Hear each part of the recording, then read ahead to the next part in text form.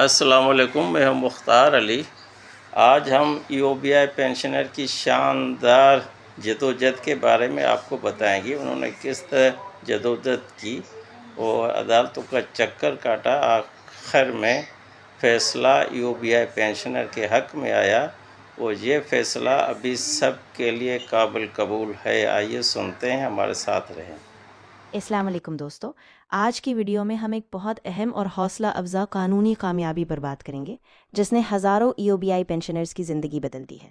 3 بڑے فیصلے 3 مختلف شہروں میں، جنہوں نے ثابت کیا کہ حق کے لیے جدوجہد کرنے سے انصاف ملتا ہے۔ تو آئیے تفصیل سے جانتے ہیں اور سیکھتے ہیں کہ کیسے آپ بھی اپنے حقوق کے لیے آواز اٹھا سکتے ہیں۔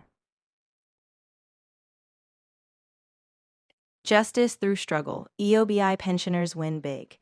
حق مانگنے سے نہیں، جدوجہد سے ملتا ہے۔ حال ہی میں EOBI سے متعلق 3 اہم کامیابیاں سامنے آئی ہیں جو یہ ثابت کرتی ہیں کہ اپنے حق کے لیے کھڑے ہوں تو انصاف ضرور ملتا ہے۔ اسلام آباد فیصلہ۔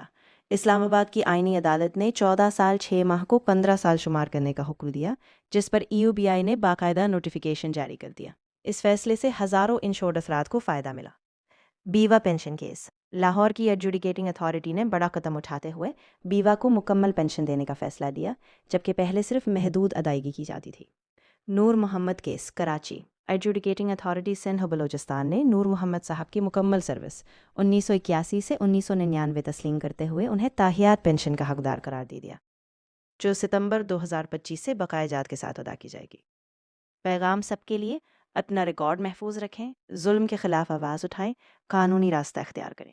یاد رکھیں، حق صرف مانگنے سے نہیں، جدوجہد سے ملتا ہے۔ یہ ابھی EOBI کا نوٹیفیکیشن ہے جو نکل چکا ہے، اور یہ آرڈر بیوہ کا ہے، ان کو فل پینشن ملنی ہے، اور یہ آخری آرڈر ہے نور محمد صاحب کا۔ اس کے ساتھ ساتھ مختار علی کو اجازت۔